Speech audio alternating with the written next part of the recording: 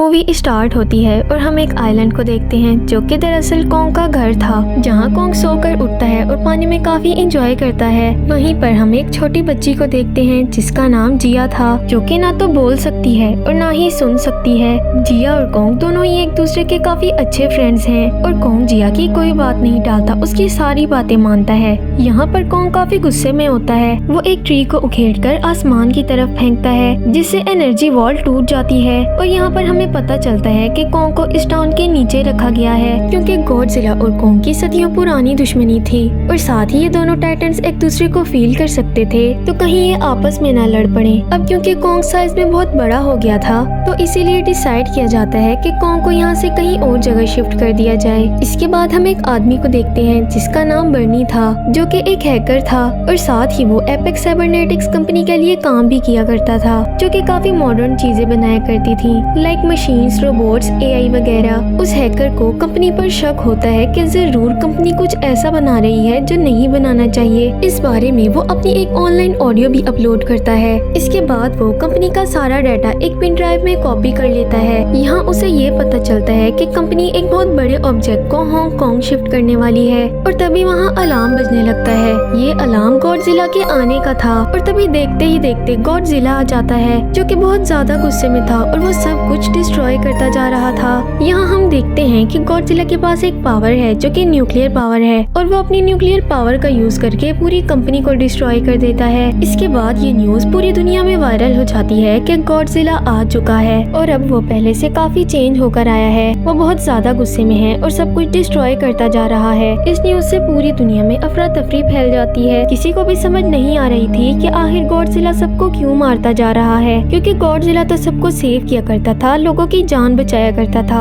Apex company के owner news में ये बता रहे होते हैं कि हमारी कंपनी एक ऐसे ऑब्जेक्ट पर काम कर रही है जिससे गॉडजिला का मुकाबला हो सकता है। इस न्यूज को एक लड़की देख रही होती है जिसका नाम मेडिसन था। यहाँ मेडिसन इस बात पर एग्री नहीं करती कि गॉडजिला एग्रेसिव हो चुका है। उसका ये मानना था कि गॉडजिला कभी भी किसी को नहीं मार सकता, क्योंकि बचपन में गॉडजिला ने उसकी और उसके पेरेंट्स की जान बचाई थी। वो अपने डैड से भी इस बारे में बात करती है, उनसे कहती है कि गॉडजिला कभी भी ऐसा नहीं कर सकता, जरूर इसके पीछे कोई बहुत बड़ा रीजन है। मेडिसन के डैड उसे समझाते हैं कि देखो बेटा, ये टाइटन्स क्रिएचर्स ये इंसानों की तरह ही होते हैं। जैसे इंसानों का मूड चेंज होता है वैसे ही इनका मूड भी चेंज हो सकता है। इसी तरह गॉडजिला भी अब एग्रेसिव हो चुका है और वो लोगों को मारता जा रहा है, तो अब प्लीज तुम मुझे और टेंशन ना दो। इसके बाद मेडिसन अपने घर चली जाती है। वो बर्नी की ऑनलाइन ऑडियो सुनती है जो उसने गॉडजिला के बारे में अपलोड की थी। ऑडियो सुनने के बाद मेडिसन डिसाइड करती है कि वो बर्नी से जाकर मिलेगी और उससे जाकर पूछेगी कि गॉडजिला के एग्रेसिव होने के पीछे क्या रीजन है, आखिर एपेक्स ऐसा क्या कर रही है, गॉडजिला ने एपेक्स को क्यों डिस्ट्रॉय किया। इसके बाद एपेक्स कंपनी के ओनर एक साइंटिस्ट से जाकर मिलते हैं जिसका नाम डॉक्टर नेथन था। वो डॉक्टर नेथन से कहता है कि आपका होलो अर्थ वाला कॉन्सेप्ट बिल्कुल ठीक था। दरअसल डॉक्टर नेथन ने एक बुक लिखी थी जिसमें लिखा था कि जमीन के नीचे एक और जमीन है जिसका नाम है होलो अर्थ, जो हमारी जमीन के बिल्कुल नीचे है, हमसे छुपी हुई। कंपनी के ओनर डॉक्टर नेथन को एक ऑफिसर से मिलवाते हैं और कहते हैं कि ये तुम्हें एक काफी इंटरेस्टिंग चीज बताएगा। ऑफिसर बताता है कि होलो अर्थ में हमने एक एनर्जी सोर्स ढूंढा है। जैसे हम सूरज से एनर्जी लेते हैं वैसे ही होलो अर्थ में एक एनर्जी सोर्स मौजूद है जिससे ये सारे टाइटन्स एनर्जी लेते हैं। कंपनी के ओनर कहते हैं कि होलो अर्थ हमारी जमीन के बिल्कुल नीचे है, पर हमें इस एनर्जी सोर्स की एग्जैक्ट लोकेशन नहीं पता, तो इसके लिए हमें तुम्हारी मदद चाहिए। कंपनी के ओनर ये भी बताते हैं कि हर टाइटन में एक एबिलिटी होती है, वो अपने घर को ढूंढ सकते हैं। तो अब हम इस एनर्जी सोर्स को ढूंढने के लिए कॉन्ग की मदद लेंगे, लेकिन डॉक्टर नेथन इसके लिए मना कर देते हैं। कंपनी का ओनर कहता है कि तुम्हारा भाई एक बहुत काबिल साइंटिस्ट था, मुझे तुम्हारे भाई का बहुत अफसोस है। अब ये सुनकर डॉक्टर नेथन भी थोड़ा इमोशनल हो गए थे। कंपनी का ओनर कहता है कि तुम्हारा भाई इस होलो अर्थ वाले मिशन में कामयाब हो गया था, तो ऐसा क्या हुआ जिसकी वजह से वो मारा गया। डॉक्टर नेथन कहता है कि होलो अर्थ में ग्रेविटी नहीं होती, जिसकी वजह से सब कुछ उल्टा हो जाता है, सब कुछ हवा में उड़ने लगता है और यही वजह है कि मेरा भाई भी मारा गया। कंपनी का ओनर कहता है कि तुम इसकी फिक्र मत करो, हमारी कंपनी ने एक ऐसी ग्रेविटी कार बनाई है जिसके जरिए हम होलो अर्थ में जा सकते हैं। तो अब डॉक्टर नेथन भी इन सब के लिए मान जाते हैं।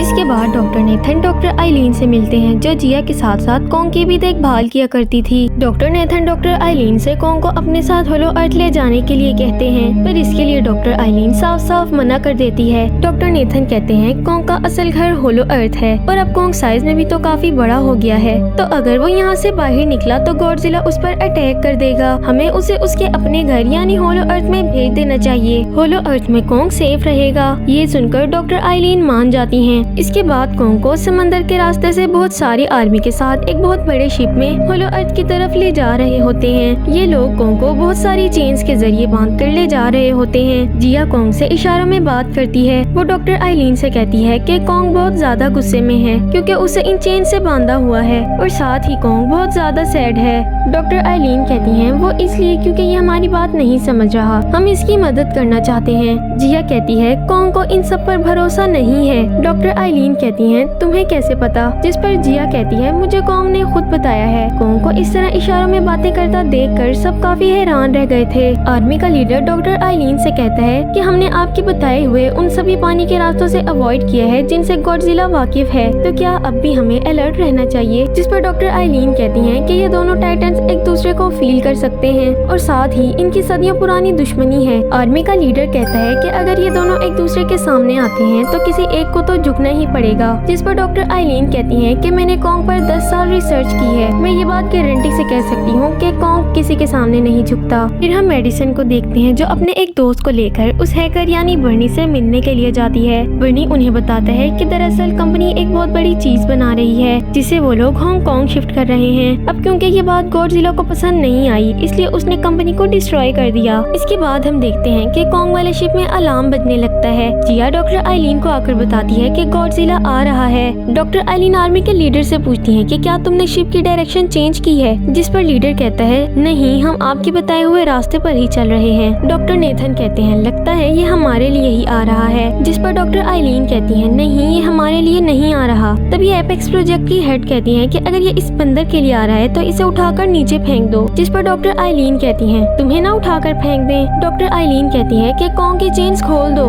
जिस पर डॉक्टर नेथन कहते हैं अगर कॉन्ग को कुछ हो गया तो हमारा पूरा मिशन फेल हो जाएगा। जिस पर डॉक्टर आइलीन कहती है कि ऐसे तो कॉन्ग कुछ भी नहीं कर पाएगा, उसे अपनी भी जान बचाने दो और साथ में हमारी भी। जब कॉन्ग को पता चलता है कि गॉडजिला आ रहा है तो वो जोर जोर से चिल्लाने लगता है, पर उसे तो चेन से बांधा हुआ था और अब गॉडजिला बाहर आ जाता है। वो एक शिप को डिस्ट्रॉय करता हुआ आगे बढ़ रहा था। ये लोग गॉडजिला पर रॉकेट और मिसाइल से अटैक करते हैं लेकिन इसका तो गॉडजिला पर जरा भी असर नहीं होता। इवन गॉडजिला उनके प्लेन्स को भी डिस्ट्रॉय कर देता है। गॉडजिला इनकी सारी शिप्स को डिस्ट्रॉय करता हुआ कॉन्ग वाली शिप के पास आ रहा होता है और अब गॉडजिला कॉन्ग की शिप को उल्टा देता है जिससे कॉन्ग समेत सभी लोग पानी में डूबने लगते हैं। डॉक्टर नेथन किसी तरह कॉन्ग की चेन्स खोल देते हैं ताकि कॉन्ग गॉडजिला से फाइट करके उन्हें बचा सके। एंड फाइनली गॉडजिला और कॉन्ग की फाइट होने लगती है जिसमें कॉन्ग गॉडजिला को समंदर में काफी नीचे फेंक देता है। इसके बाद कॉन्ग पलटी हुई शिप को सीधा करता है ताकि सब लोगों की जान बच सके। गॉडजिला अब उस शिप की तरफ बढ़ने लगता है जिसमें जिया थी।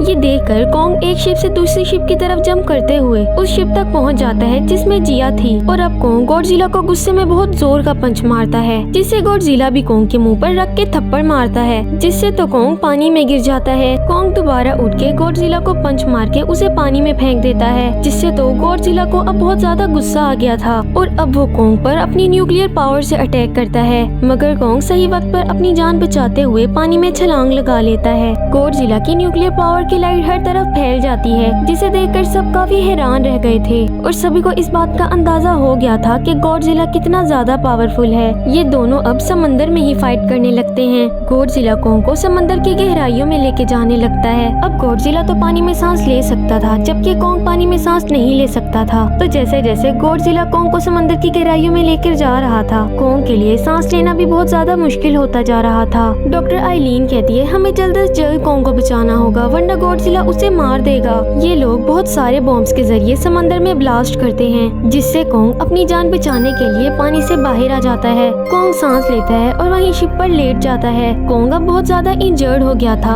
और उसमें इतनी भी हिम्मत नहीं बची थी कि वो गॉडजिला से फाइट कर सके। गॉडजिला अब भी कॉन्ग को मारने के लिए शिप के पास आने लगता है। ये देखकर डॉक्टर नेथन सारी लाइट्स ऑफ करने और सारी मशीन्स और इंजन शट डाउन करने का ऑर्डर देते हैं ताकि गॉडजिला को लगे कि ये सब मर चुके हैं और गॉडजिला जीत चुका है। और लकीली जैसा इन लोगों ने सोचा था वैसा ही होता है। गॉडजिला को लगता है कि कॉन्ग और बाकी सब लोग मर चुके हैं और वो जीत चुका है और ये सब देखकर गॉडजिला वहाँ से वापस चला जाता है। डॉक्टर आइलीन कहती हैं कि अब हम आगे का रास्ता कैसे पार करेंगे, कॉन्ग को कैसे लेकर जाएंगे। अगर हम इसी रास्ते से आगे आगे बढ़े तो गॉडजिला फिर से फील करके कॉन्ग पर अटैक कर देगा। ये सुनकर डॉक्टर नेथन कहते हैं कि हम कॉन्ग को उड़ा कर लेकर जाएंगे। दूसरी तरफ हम मेडिसन को देखते हैं जो अपने दोस्त और बर्नी के साथ एपेक्स कंपनी में चली जाती है, ये देखने के लिए कि आखिर एपेक्स ऐसा क्या बना रही है जिससे गॉडजिला इतने गुस्से में है। वहाँ ये लोग एक बहुत बड़ी मशीन को देखते हैं। जब ये लोग मशीन में जाते हैं तो वहाँ किसी एनिमल के बहुत बड़े बड़े एग्स देखते हैं। अचानक से मशीन का डोर क्लोज हो जाता है और ये मशीन इन्हें इन्हीं एग्स समेत काफी तेजी के साथ हांगकांग की तरफ ले जा रही थी। यहाँ हम देखते हैं कि फाइनली ये लोग कॉन्ग को होलो अर्थ तक लाने में कामयाब हो गए थे। ये लोग कॉन्ग को बहुत सारे हेलीकॉप्टर्स के जरिए यहाँ लाए थे। अब कॉन्ग होलो अर्थ तक तो पहुँच गया था लेकिन वो अंदर नहीं जाता। ये लोग जिया से कहते हैं कि वो कॉन्ग को समझाए क्योंकि कॉन्ग जिया की कोई बात नहीं टालता। जिया कॉन्ग को इशारों में कहती है कि वो आपका घर है, वहाँ आपकी जैसी और भी बहुत सारी क्रिएचर्स हैं, वहाँ आपकी फैमिली है। एंड फाइनली कॉन्ग मान जाता है। कॉन्ग अब होलो अर्थ वाली केव के अंदर चला जाता है। ये लोग भी अब अपनी एंटी ग्रेविटी कार की हेल्प से कॉन्ग के पीछे पीछे जाने लगते हैं। जैसे ही ये लोग होलो अर्थ में एंटर करते हैं ग्रेविटी एकदम से रिवर्स हो जाती है और इन्हें काफी तेजी से नीचे धकेलने लगती है। जल्दी से ये लोग कार में रिवर्स ग्रेविटी मोड ऑन कर देते हैं जिससे इनकी जान बच जाती है। होलो अर्थ हमारी दुनिया से बिल्कुल अलग थी। इंसानों का तो दूर दूर तक कोई नामो निशान नहीं था। यहाँ काफी खतरनाक मॉन्स्टर्स भी थे। तभी एक फ्लाइंग मॉन्स्टर इनकी ग्रेविटी कार पर अटैक करता है और अब यही मॉन्स्टर जिया वाली कार पर भी अटैक करने लगता है, मगर कॉन्ग उस मॉन्स्टर को पकड़कर उसे बहुत मारता है। इवन उसका सर धड़ से अलग करके उसका पॉइजन पीने लगता है। इसके बाद कॉन्ग काफी तेजी से आगे बढ़ रहा होता है।